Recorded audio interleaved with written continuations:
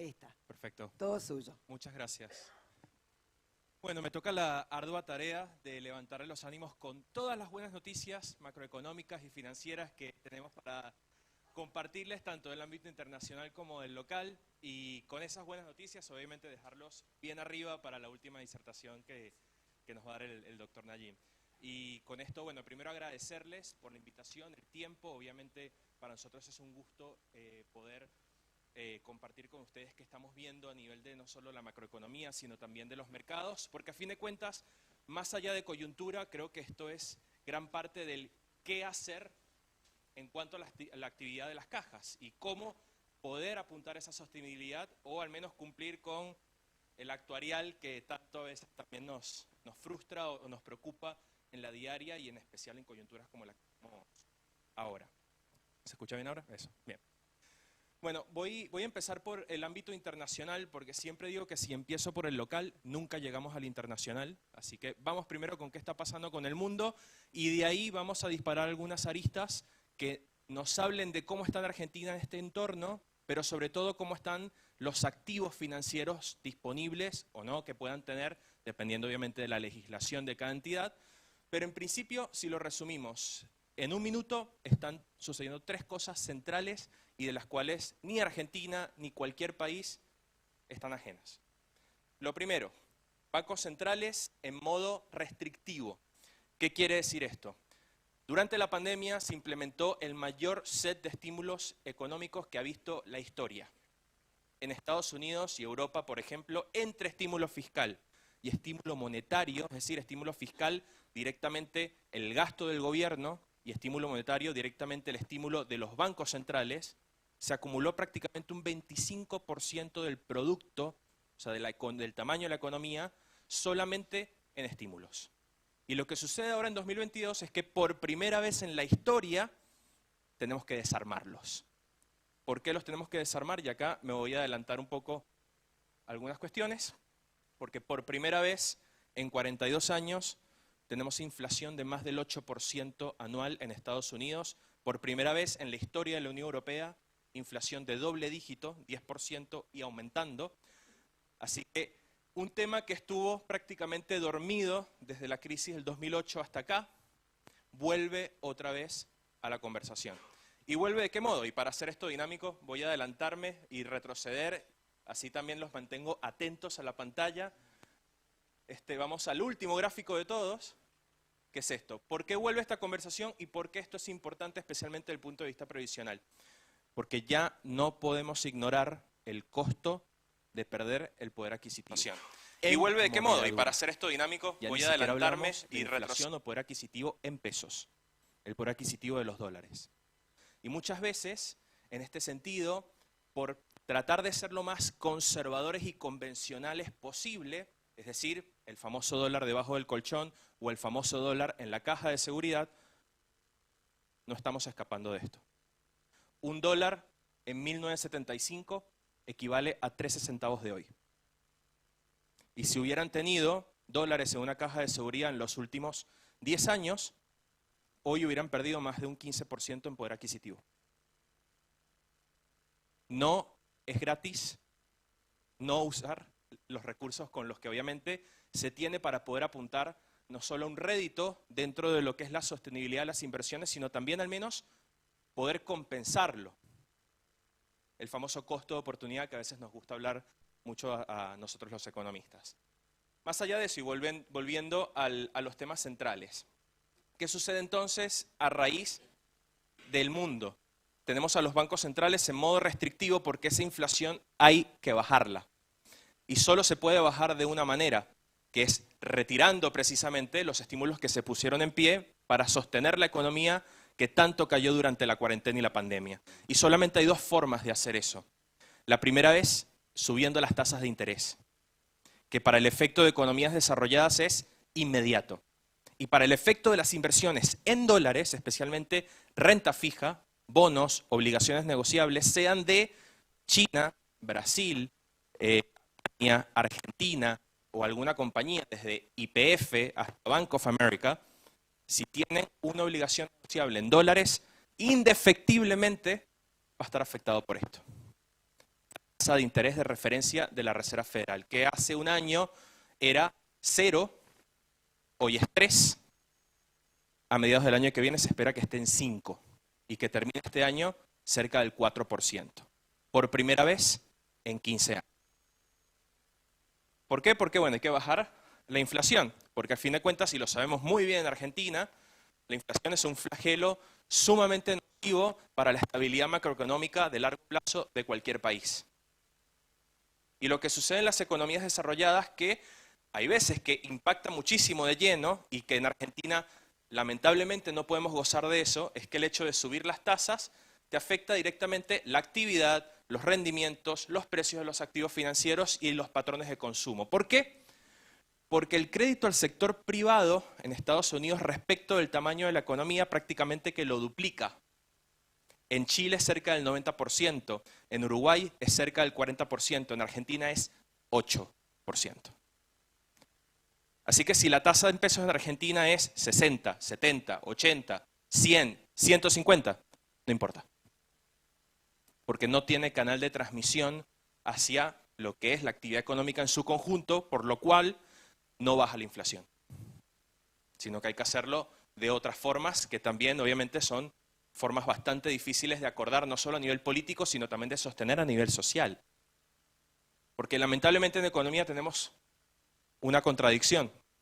Las medidas orientadas para incrementar la actividad y incrementar el crecimiento y por lo tanto mejorar las condiciones en general de la población son medidas que inciden en la aceleración de la inflación.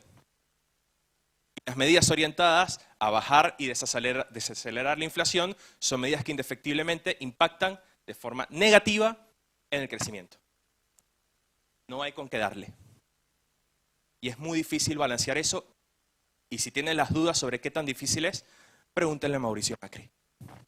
Con el famoso gradualismo donde se trató de llevar las dos cosas al mismo tiempo.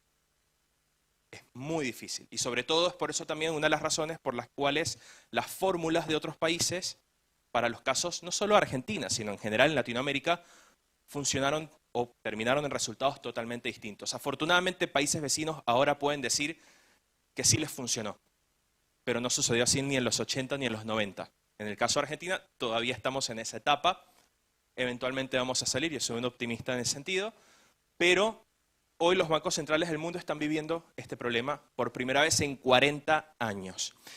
Desde el punto de vista de las inversiones y por qué les importa a aquellas entidades que tienen fines previsionales.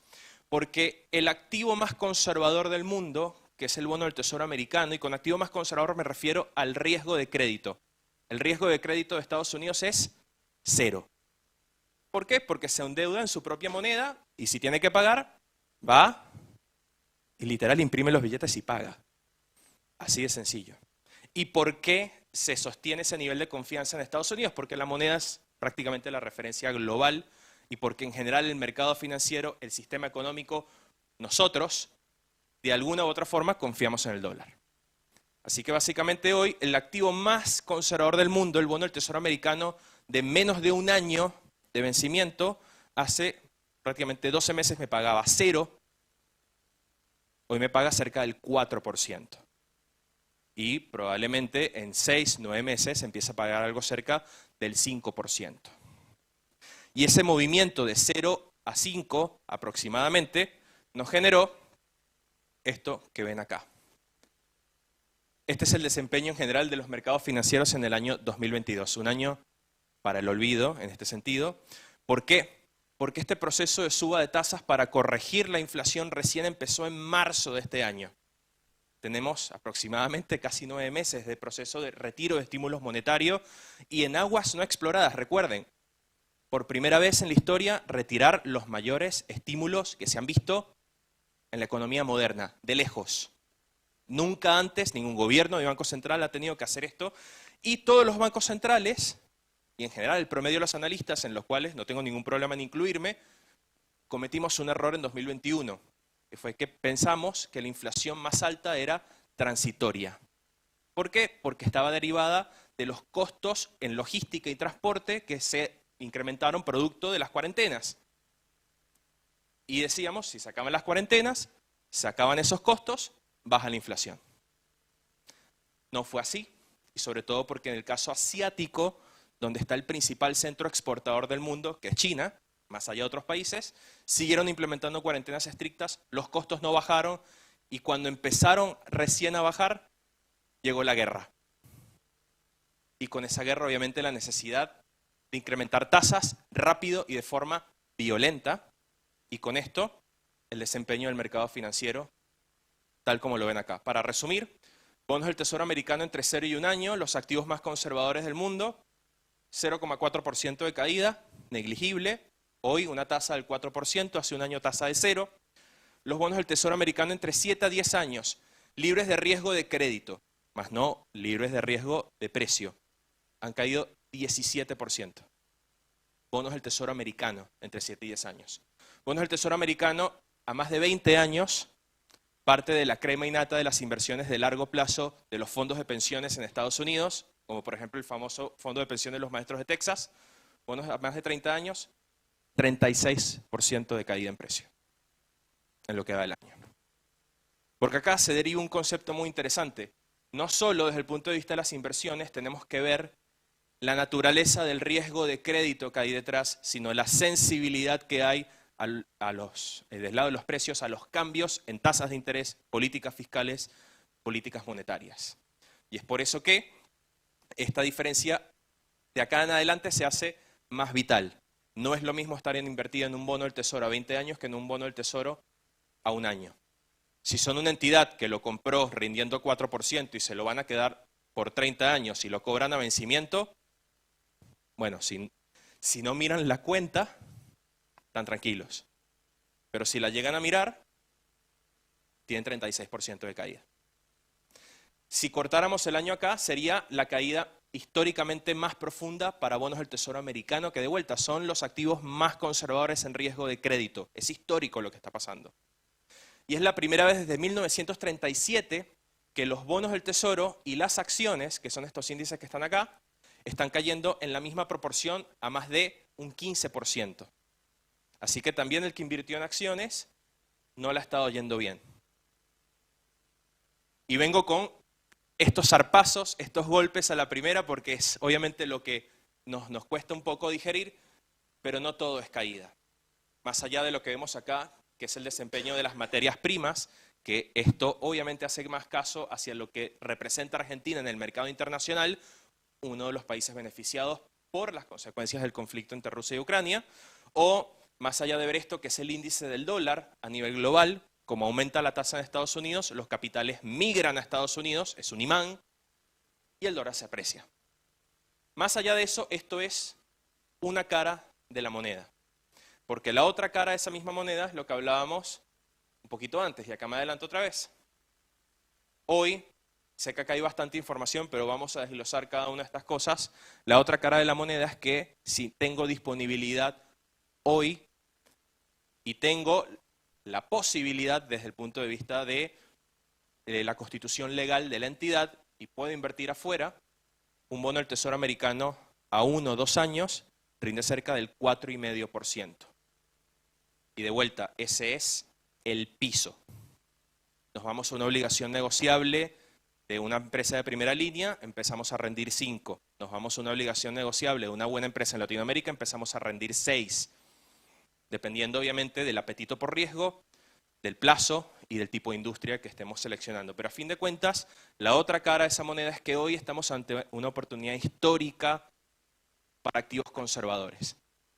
Siendo el año 2022 el año bisagra, 2023, 24 y 25, años excelentes para recuperar en rentabilidad e incluso poder generar réditos aún más altos con buenos niveles de rendimiento que no veíamos desde hace más de 15 años.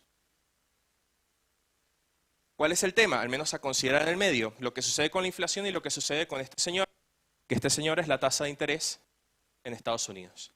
Básicamente vemos cómo se despega a inicios de este año, en marzo especialmente, llega hasta el 3,25 en la última reunión, la próxima reunión que es la semana que viene, se espera que suba 0,75 puntos porcentuales y llegue cerca del 4%. Y este señor que vemos acá, especialmente la línea negra, es la expectativa hacia adelante incorporada en los precios de los activos. Esto no es proyección de colegas míos economistas, esto es mercado. ¿Qué se espera? 5%.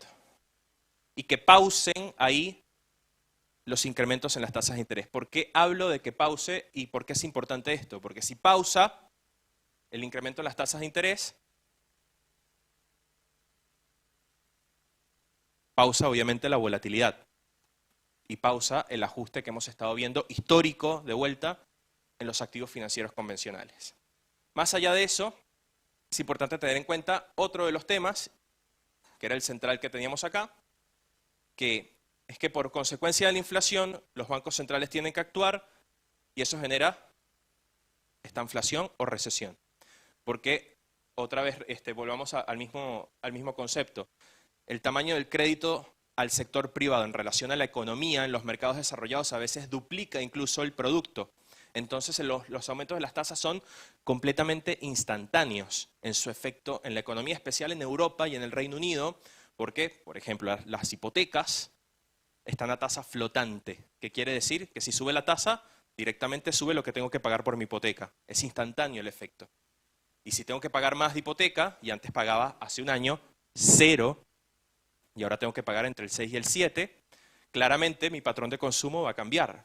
Por lo tanto, la economía se va a desacelerar y la gran pregunta es si va a haber recesión o no, o qué tan profunda va a ser la recesión. Y es algo de vuelta indefectible, es la contradicción de la política económica. Lo que tengo que hacer para resolver la inflación me pega negativamente en el crecimiento. Pero al mismo tiempo, estos ajustes, no nos olvidemos de la otra cara de la moneda, generan oportunidades en activos conservadores, donde el famoso actuarial, el 4% por encima de la inflación, al menos para el caso de Argentina, para el caso de Estados Unidos se vuelve también lo que llamamos tasa real positiva, rendimiento por encima de la inflación proyectada. Porque hoy la inflación es 8%, pero los precios ya subieron en 2022. Y si entran en 2023 acá arriba, cuando mido la inflación de 2023 comparada a 2022, ¿qué tiene que ser? Menor. Y por eso un poco la proyección de inflación hacia adelante es entre el 3,5% y el 4% para 2023. 2024 y 2025 más cerca del 3%. Y es por eso que los rendimientos en bonos del Tesoro, que esta curva roja que está acá es la foto de hoy, cada punto es un bono del Tesoro, cuánto me paga a distinta duración. En la línea celeste tenemos hace un año, vean acá la parte más corta, que me pagaba 0, a 10 años me pagaba 1, a 30 años me pagaba 1,5, eso hoy es prácticamente 4% en lo corto, pero fíjense que no cambia demasiado en lo largo. ¿Por qué no cambia demasiado en lo largo? Porque se espera que la inflación se estabilice. Así sea por un efecto matemático donde ya subimos en 2022 y entramos altos en 2023. A menos que China invada Taiwán. No lo podemos saber. Pero al menos si lo medimos en un punto de vista de tasa real esperada, es positiva. A la inflación 2022 no le vamos a ganar. A la del 23, 24 y 25, con los rendimientos base que tenemos ahora, muy probablemente sí. Y esto es en dólares. ¿Cómo nos afecta esto a las economías locales o a las economías en la región? Que claramente esto aumenta el costo de financiamiento de todos los países. ¿Por qué? Imagínense el caso de Uruguay, uno de los países o una de las economías más estables de Sudamérica.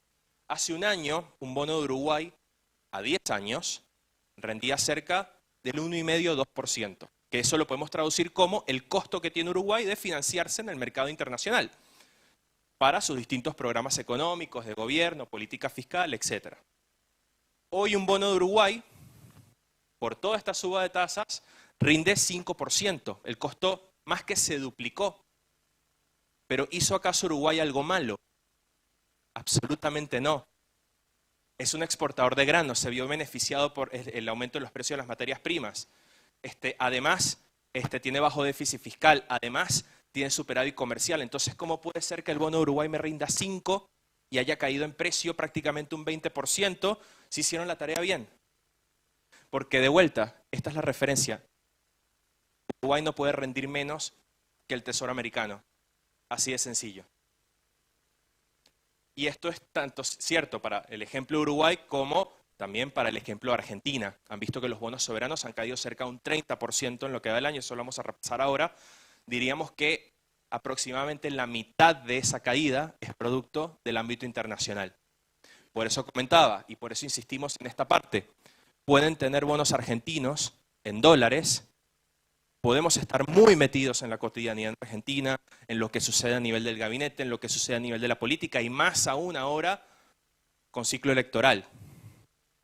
Pero los precios no van a estar exentos de esto, y muchas veces van a ser el mayor componente. Hoy no lo son, pero son muy buena parte de. Y es por eso que al menos para nosotros nos parecía sumamente importante este concepto.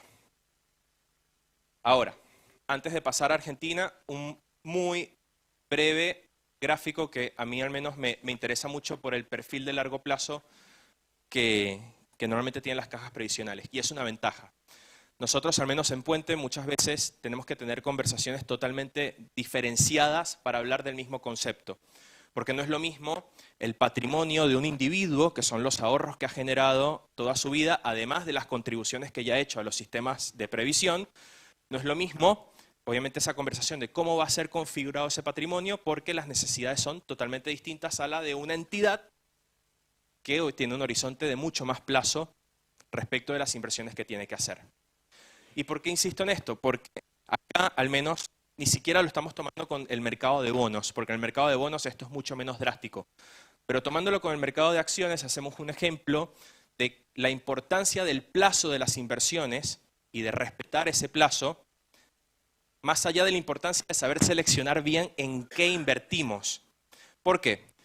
Fíjense acá, este gráfico nos indica el retorno anual de las acciones americanas entre 1990 y 2021. Si no perdimos días invertidos en el mercado, esa inversión nos dio un 10,7% promedio por año. Acciones americanas. Ahora, si en el medio de las distintas crisis, como es natural y parte también de la psicología de las inversiones, que incluso hay premios Nobel asignados por el estudio de las finanzas conductuales, si producto de situaciones como las que estamos viviendo hoy, decidimos salir en el medio, vamos a decir, del embate de la volatilidad, para después volver a entrar más tarde cuando las cosas están un poco mejor, y perdemos días invertidos en el mercado, pues sucede lo siguiente. Nuestro retorno pasa del 10,7% al 7,2% anual, nada más por perdernos los 15 mejores días de los 30 años. Ni siquiera los 15 mejores días por año, los 15 mejores días de los 30 años, porque hay algo que lamentablemente tenemos que reconocer. Los mejores días en el mercado son los que suceden inmediatamente después de los peores días.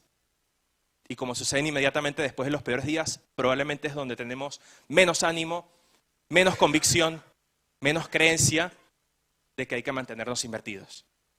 E incluso cuando empezamos a perder días invertidos por esas decisiones, cuando llegamos históricamente a 75 días, el retorno es negativo. Y esto es algo que para nosotros es central en un inversor, persona física, que puede tener alguna necesidad de liquidez mucho más apremiante. Obviamente esta conversación va a ir por una conclusión distinta, más allá de que estadísticamente esto es dato. Pero para una entidad con un horizonte de largo plazo es importantísimo. No solo es estar bien invertidos, es tener muy bien definido el plazo de la inversión. Ahora, para pasar a un tema más divertido. ¿Qué significa todo esto en el entorno local? En principio, y vamos acá a repasar también en tres aspectos principales. Argentina, al igual que el mundo, con inflación, pero obviamente una inflación bueno, exacto, que vamos a decir que se multiplica por 10 para ser conservadores respecto del promedio en mercados desarrollados. No muestra signos de ralentización, esto por distintos componentes, un componente monetario, que lo habrán escuchado de muchísimos economistas, de todo lo que representa la emisión de pesos y el circulante de pesos en la economía, en una economía que no quiere pesos, quiere dólares, quiere resguardo, quiere precisamente poder deshacerse de esos pesos lo antes posible, porque si no pierden valor. Entonces es una especie de calecita de suba de precios, porque lo que cobro directamente o tengo la propensión de gastarlo lo antes posible porque sé que mañana el precio va a ser más alto. Entonces, en una economía que no tiene todo este concepto se denomina demanda de dinero, con un nivel de emisión que aumenta cada vez más el circulante, claramente nos hace tener una base de inflación que es bastante alta y no solo alta, que tiene una inercia que es muy difícil de romper. Y más allá de eso, también otra calecita, que es la calecita de los precios relativos, es decir, un precio de algún aspecto respecto de otro, que es el caso de las paritarias y los salarios, porque obviamente inflación alta hace necesario salarios más altos, lo mismo también pasa con los aportes a los pasivos de las cajas, ustedes lo saben muy bien, pero ¿qué sucede? La inflación es del 100%. Agarremos el promedio de las paritarias de algunos sectores que han cerrado últimamente, también cerca o más del 100%, que obviamente es más pesos para gastar. ¿Por qué? Porque tengo la expectativa, igual que la inflación va a seguir subiendo, entonces vuelve la calecita y a nivel de precios relativos subí el salario 100, pero quedé exactamente igual que antes o peor. Y esa indexación de la economía es muy difícil de romper porque es una de las cosas también que es necesaria para poder no solo desacoplar la calecita, sino poder bajar la inflación ante la ausencia de crédito al sector privado, que es el principal canal de transmisión de las tasas de interés. Así que eso por un lado. Por otro lado, orden fiscal, que claramente ha sido buena parte de la discusión política en los últimos meses, el famoso acuerdo con el fondo, que de entrada, si es por nuestra expectativa, no se va a cumplir la meta de déficit fiscal para este año, que es del 2,5% del PBI, estaríamos más cerca del 3,5% del PBI, y ese punto de diferencia va a ser importante para el programa, o el plan, si es que lo llamamos directamente plan, que se pueda tener en 2023, año electoral donde claramente se hace más difícil justificar recortes de gastos. Así que orden fiscal que si bien viene mejorando, está lejos de cumplir con los objetivos. ¿Quiere decir esto que el fondo no va a desembolsar lo que más o menos acordó desembolsar? Nada que ver. Porque como se dice, cuando uno le debe $1 al banco, el problema es de uno. Si le debo $1.000 millones al banco, el problema es del banco. En la misma situación está el Fondo Monetario Internacional con Argentina. Así que, temas políticos aparte, los desembolsos más o menos se van a hacer. El problema va a ser más para la administración que sigue. Porque la meta fiscal es 2,5% este año, aproximadamente el año que viene 1,5%, y para la próxima administración es ya directamente 0,5 o 0. O sea, ajuste más agresivo para lo que es el 2024. Muy difícil, claramente, sobre todo para una nueva administración, en caso de que sea una nueva administración. Y en el medio tenemos el mercado de cambios y la dinámica de las reservas internacionales. ¿Por qué colocamos acá el caso de las reservas internacionales? Porque empieza a hacer ruido sobre las importaciones o la disponibilidad de dólares para importadores o todo lo que representa los pagos de deuda del sector privado o en general los pagos de deuda que pueden hacerse de entidades radicadas en Argentina que tienen que comprar dólares. Y los dólares los tiene el Banco Central. Además, obviamente, de lo que puede hacer la oferta del sector privado. Así que hoy en mercado de cambios vemos básicamente una dinámica donde se podría seguir atrasando el tipo de cambio oficial, más presión a su vez para lo que sería el aumento de la brecha, la famosa brecha con el dólar financiero, y sobre todo que en un año electoral, esto es dato, el ritmo de devaluación del dólar oficial es menor significativamente que el ritmo de devaluación en años no electorales. No es ninguna sorpresa, es simplemente un dato. Así que no esperaríamos indicios a una devaluación, a un salto devaluatorio del oficial para el 2023, sabiendo que tampoco necesariamente va a resolver el problema de acumulación de reservas que se requiere para estabilizar esta dinámica. Así que, ¿cómo nos deja eso en el medio para lo que son las inversiones? Más allá de que la actividad esperamos que crezca un poco por debajo del promedio de la región, al menos pensando en el 2023, o que si lo vemos directamente con lo que es la dinámica de cambio oficial y brecha, creemos que si es que no se amplía, igual se mantienen niveles relativamente altos. La acumulación de las reservas internacionales netas, es decir, lo que es activo del Banco Central, lejos de los objetivos, que son estas líneas que están acá, que son los objetivos del Fondo Monetario, y acá es donde estamos hoy, cerca de 4.500 millones de dólares netos, contando lingotes de oro y contando lo que el mismo fondo ha venido depositando para fortalecer las reservas, porque si restamos esto y nos vamos a lo que está en efectivo del Banco Central, es negativo. Para que tengan idea, este número aproximadamente representa cerca de 3 semanas de importaciones.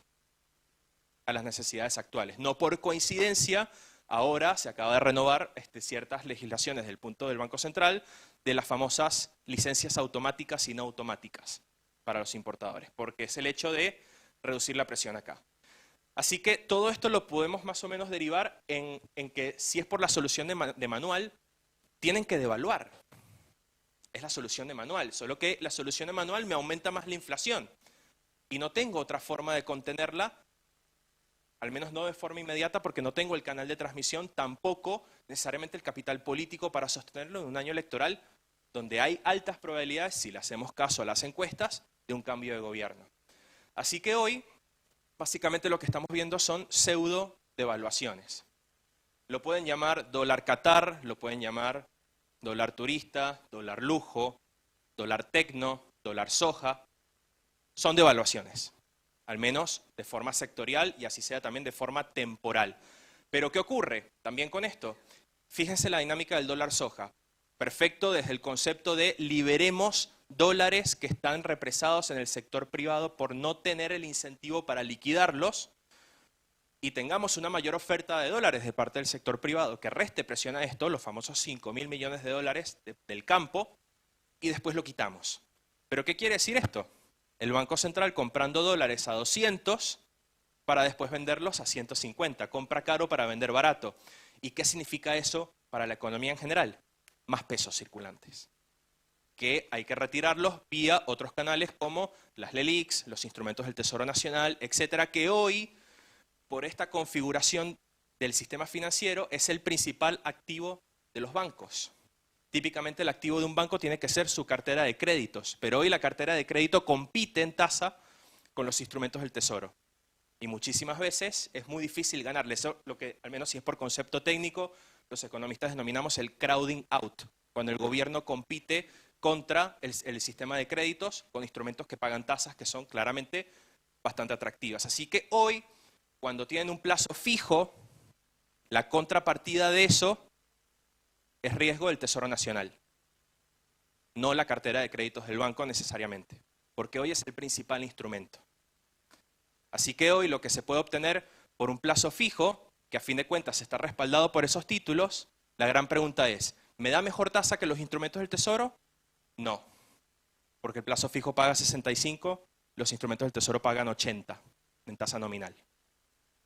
Y es por eso, al menos desde nuestro punto de vista, que hoy al menos tiene poco sentido, cuando también tenemos canales del mercado de capitales para ir directo al mismo instrumento que el banco tiene que comprar, para poder calzar la tasa que cobra con la tasa que paga, la famosa tasa activa con la tasa pasiva, que sería el caso de los plazos fijos. Y fíjense acá, esta línea que ven acá en azul más oscuro desde el año 2019 es el avance acumulado de la inflación. La línea celeste que tienen acá es el avance de la tasa de los plazos fijos y fíjense cómo se quedó planchado, pero acelerándose un poco más en los últimos tiempos el tipo de cambio oficial. Acá obviamente la gran diferencia y que en términos actuariales no sería lo ideal, donde la tasa del instrumento convencional de ahorro por excelencia, el plazo fijo, está lejos de compensarme el avance de la inflación. Y con esto la necesidad de buscar coberturas, o al menos coberturas que desde el punto de vista de tasas puedan ser similares pero con mejor estructura de riesgo, como el caso de lo que hemos hablado en algunas oportunidades con ustedes, del plazo fijo versus la caución bursátil, que es el plazo fijo en bolsa, o los instrumentos directamente indexados a inflación del Tesoro Nacional, que a fin de cuentas es lo que el banco también tiene en su cartera, y es la contrapartida de los plazos fijos, pero pagando tasas que son totalmente diferenciales.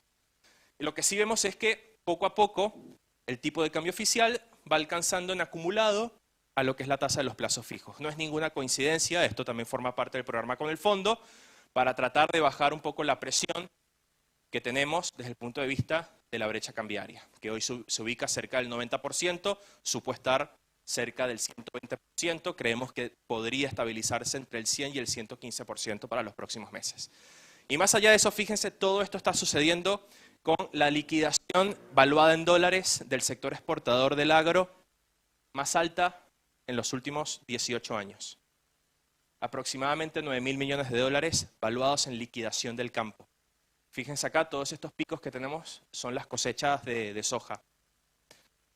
Fíjense acá el número comparado al último pico, que fue justo en el año 2018, que producto de la sequía y con todo lo que fue la baja en el rinde de los campos, muchos tuvieron que salir a vender lo que tenían guardado para poder cubrir capital de trabajo. Además que había precios que no se esperaba necesariamente que subieran en ese momento y por esto un poco generó esta dinámica, pero fíjense hoy, es el doble que el último máximo que habíamos tenido. Y aún así, tenemos 3 meses valuados en importaciones en reservas netas internacionales. Es por eso también que y esto obviamente obedece a la estructura, ley, ordenanza, estatuto que puedan tener cada una de las cajas, si ya la dinámica de los aportes está asociada a la dinámica de la economía argentina, si ya podemos tener desde hace muchísimos años instrumentos locales con total justificación, si existiera la posibilidad de a través de las inversiones de largo plazo, con fines de generar esa sostenibilidad previsional, si pudiéramos diversificarlo con instrumentos que hoy me pagan la tasa que no me pagaron en 15 años, claramente estamos apuntando a un mayor nivel de sostenibilidad o de diversificación de los riesgos. Claramente va a ser algo que dependa exclusivamente de la estructura legal incluso de muchas de las cajas y los regímenes bajo los cuales tienen que hacer actividad. Y más allá de eso, fíjense otras cosas, porque acá sé que Argentina es como mucho palazo, pero vamos a ver algunas otras cosas que no son tan negativas, partiendo de algo que es negativo igual. Esto que está acá es el rendimiento del bono soberano Argentina de referencia en dólares, y acá es el rendimiento de bonos soberanos en dólares de países comparables. Recuerden que el rendimiento es igual al riesgo país, porque es lo que le pide el mercado a los bonos argentinos para compensar con el rendimiento el riesgo que asumen. Argentina rinde prácticamente lo mismo que Ucrania y Sri Lanka. Ucrania un país en guerra, Sri Lanka un país en default. Argentina paga en tiempo y forma hoy en día y rinde lo mismo. ¿Es justificable esto para nosotros? Conceptualmente, sí. No es gratis ser el país que más veces ha defaulteado su deuda, 9 veces, para ser concretos. ¿Es justificable desde el punto de vista de los fundamentos? No. ¿Por qué?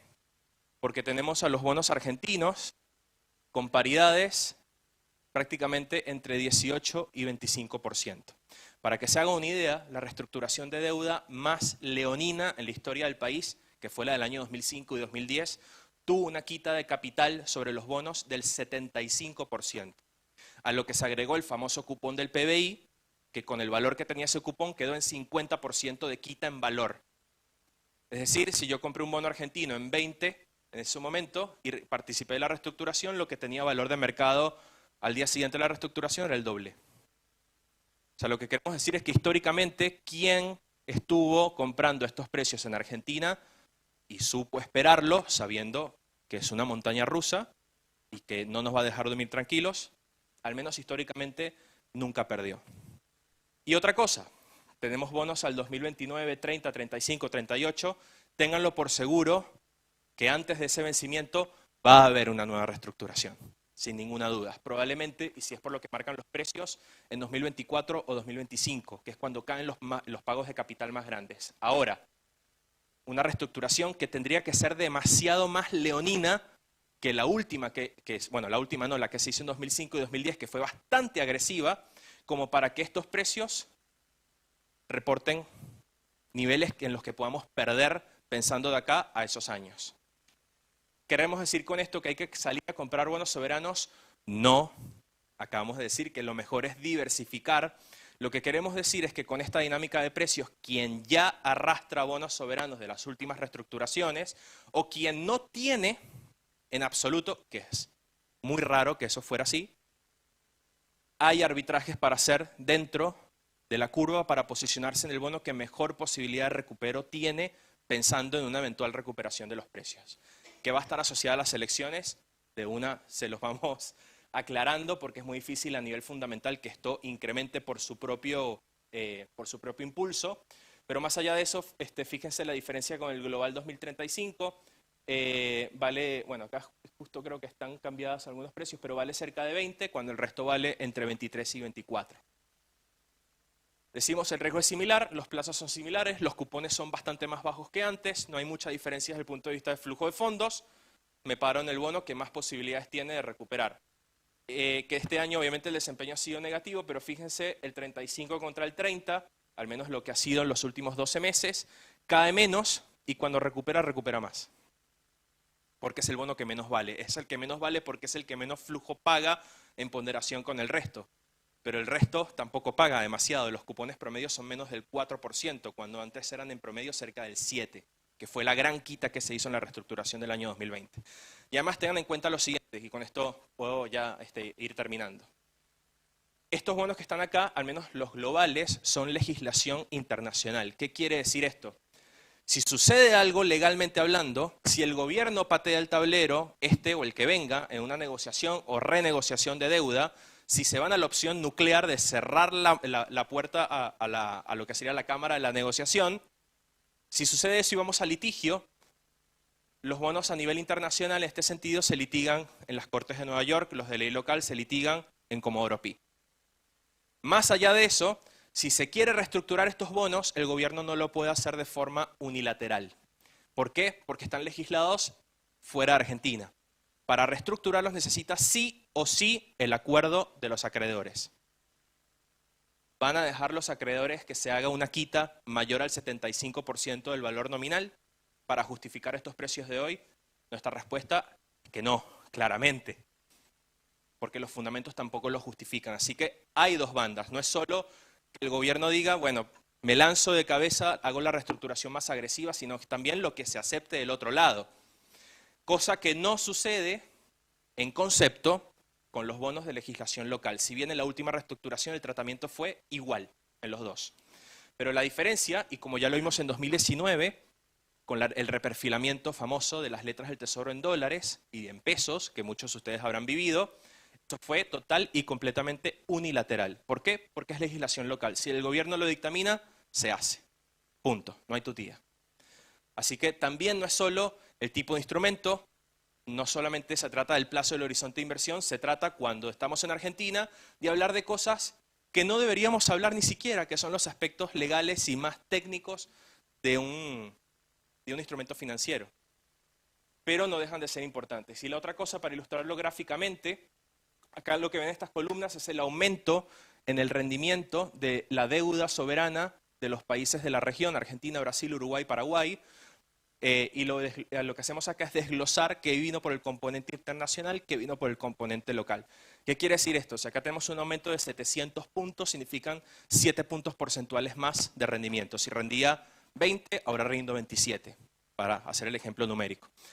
La barra azul y la barra verde es por riesgo internacional. Acá el aumento de las tasas del bono del Tesoro americano, acá lo que ha sido los mercados emergentes, que típicamente sufren más la volatilidad que los mercados desarrollados. Y la barra gris es el componente local. Acá está el cambio de Guzmán a Batakis, acá está, son las montones de medidas que sabemos que se han aplicado, que han sido, vamos a decir, vistas por el mercado, independientemente del tinte político, como algo negativo. Y acá, fíjense, Brasil, Uruguay y Paraguay, en la parte gris, que es la parte local, hicieron la tarea, pero también porque se beneficiaron del contexto de mayores precios de materias primas. Pero no pudieron compensar el aumento de las tasas y la aversión generalizada al riesgo a nivel internacional. Pero lo que quiere decir es que no necesariamente todo lo que cae es malo.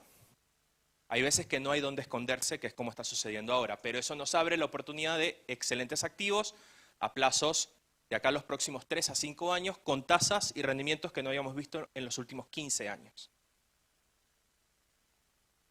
Y por último, para cerrar, un poco que vean la foto de lo que sucede a nivel provincial. Esto que está acá es el listado completo de los bonos en dólares de las provincias. Cómo han venido cayendo en el precio en lo que va del año, que de por sí sabemos que en su grandísima mayoría va a ser negativo por la dinámica internacional, aunque hay algunas excepciones, pero fíjense lo siguiente, los niveles de caída, si lo comparamos con el gráfico anterior, que acá estamos entre 40, 30, 28, 29, fíjense para las provincias, a excepción de provincia de Buenos Aires, 14, 7, 4, excluye el sistema previsional provincial, siguen siendo superavitarias. Uno de los mejores ejemplos, ya que estamos en Mendoza, es Mendoza, más allá de una provincia que logró renegociar su deuda durante la pandemia, extendiendo plazo, pero manteniendo condiciones de cupón prácticamente iguales, y hoy es un título que vale 66 centavos por cada dólar, ha caído cerca del 2% acumulado en el año, y con esto tiene un rendimiento, al menos en este momento ahora es menor, daba 21, ahora está más cerca entre 15 y 17, porque esto justo está la semana pasada. Claramente hay que diferenciar la paja del trigo. Sabemos que en Argentina, si bien todo tiene el riesgo del código postal, porque es inevitable salir de la vorágine del riesgo país, hay emisores que tienen sentido desde el punto de vista fundamental, que no están exentos de la volatilidad, pero que hoy, si ahora soy una caja de previsión social que no puede invertir en el exterior, pues estas son las cosas que podemos mirar de forma mucho más detallada. Ciudad de Buenos Aires y Mendoza, las únicas dos provincias que no han dejado de pagar su deuda en la historia argentina.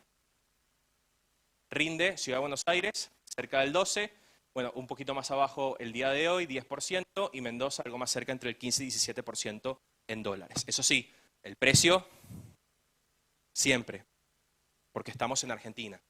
Pero si lo vemos con el horizonte de inversión a largo plazo, teniendo en cuenta que esto vale 66 centavos de dólar por cada 100, y que si se reacondicionan las condiciones, valga la redundancia, va a ser mucho más amigable que una reestructuración del soberano, porque así lo fue para todas y cada una de las provincias que en 2020 y 2021 reestructuraron deuda, incluyendo la provincia de Buenos Aires. Pero más allá de eso, otro tipo de títulos. Fíjense, Chubut 2030, Tierra del Fuego 2027, en 2030, son de los títulos que también tienen menos caídas en lo que va del año. Y uno dice, bueno, Chubut, Tierra del Fuego, con todos los titulares que hay a nivel político, todas las dinámicas que uno puede conocer desde los medios. Tengan en cuenta que esos tres emisores son los únicos que tienen garantías en regalías de hidrocarburos. ¿Qué sucedió este año con los hidrocarburos? Subieron fenomenalmente de precio, con lo cual mejoraron las garantías que están en los flujos de cupones y de capital de estos títulos, haciéndolos de los más seguros en términos crediticios de todo el país. Están en Argentina, no están exentos de la volatilidad, pero eso hace que uno pueda mirar con otros ojos un bono de la provincia de Chubut, que fiscalmente es una de las que está más comprometida, sí, pero antes de que la provincia, con las regalías que cobra por la operación petrolera, se descuenta primero y no pasa ni siquiera por el fisco lo que va a garantizar el bono. Diferencia importante y además legislación internacional. Ahora sí, no los entretengo mucho más porque también tenemos que ir al aeropuerto pronto, pero sepan que estamos a disposición, agradecidos con la Caja de Profesionales de la Salud y con la coordinadora por la oportunidad y bueno, quedamos atentos para cualquier duda que tengan.